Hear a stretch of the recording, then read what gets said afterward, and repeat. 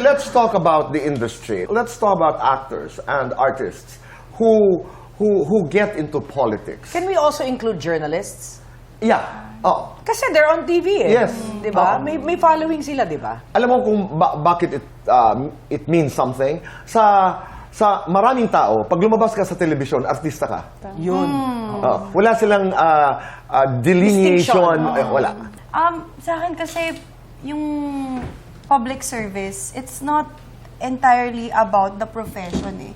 It's your intention behind it. Ano ba talaga yung gusto mong gawin? Because there's so many ways para makatulong ka sa ibang tao, di ba? Merong education, yung platform mo, na tayong mga artists, nagagamit dapat natin ng responsable tayo. Pero kasi dapat at this point, siguro hindi na lang imahe or pangalan yung isipin ng mga tao sa pagpili ng mga public officials kung hindi yung credibility nila at ano bang kaya talaga nilang gawin at kung genuinely they really care about serving others. Yun yung dapat natin makita. Okay. Bianca, ikaw?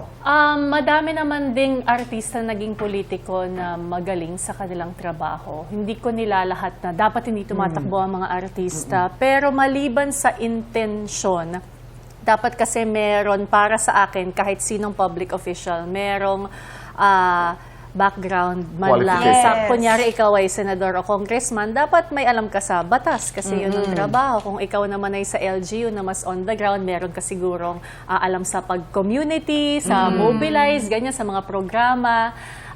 At ang paniniwala ko, although meron akong makilala na tumakbo tapos hindi nanalo, papunta siya sa magandang senyales in general dahil ibig sabihin hindi na nabubulag sa imahe at pangalan ang mga botante.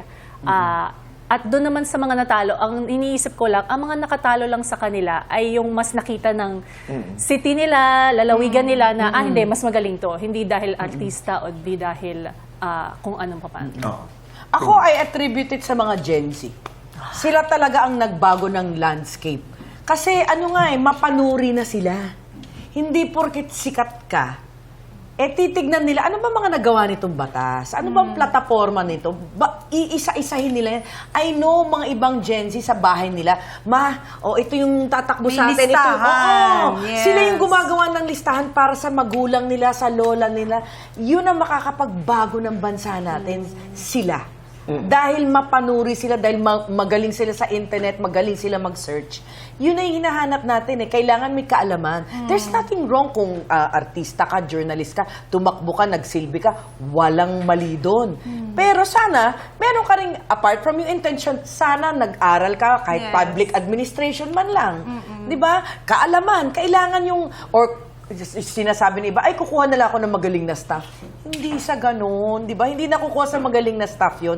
Kailangan meron ka ring, apart from intention, meron ka ring sariling angking alam. Tama. Na paano bang gawing solusyon ito. Tapos kailangan marunong ka ring makinig. Marunong ka ring pumulso sa tao. Ano ba talaga problema natin? Di ba? You have to go on the ground to find out ano ba talaga, paano natin susolusyonan ito. Yes. Yun. Pero dahil sa kanila, maraming nagbago. What is your prayer for this country? Sana For our beloved country? Oo, sana magbago na ang lahat. Sana magising na yung mga tao na kailangan na nating baguhin itong lahat para mamuhay na tayo ng mas maayos. Yun lang. Simple lang. That's true. Ikaw, Faith? Ako, yung wisdom ng mga mamamayan natin, ng mga Pilipino, hindi lang siya sana nasa utak, nasa aksyon siya. And sana mas piliin natin na unahin yung country natin kaysa sa personal natin ng mga interes. Bianca, ikaw?